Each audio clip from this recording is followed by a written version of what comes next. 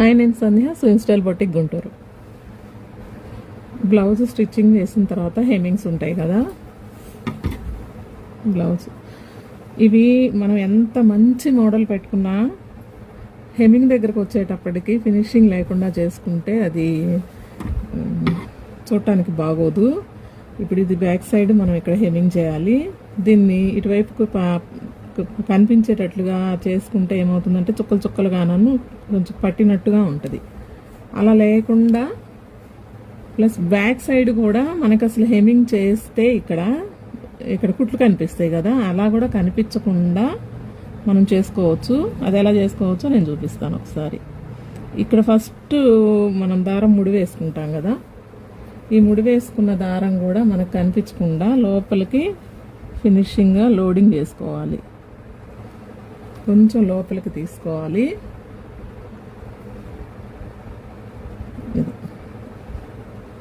అట్లా లోపలికి వెళ్ళిపోద్ది.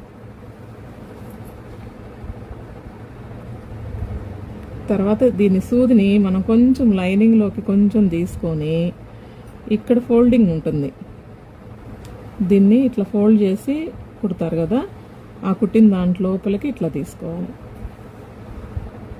నెక్స్ట్ వెంటనే అక్కడే తీసుకోవాలి కొంచెం లైనింగ్లోకి. Blouse piece వెనకది పట్టద్దు.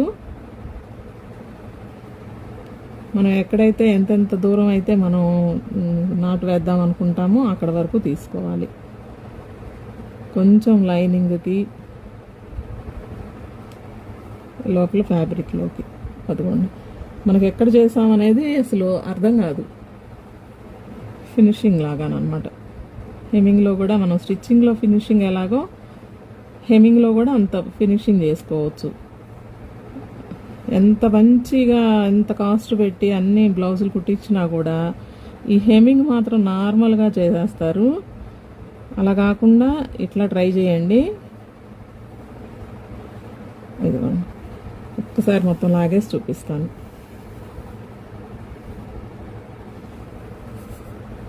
అదిగోండి, మనం ఇక్కడ నుంచి ఇక్కడ వరకు వేసాము.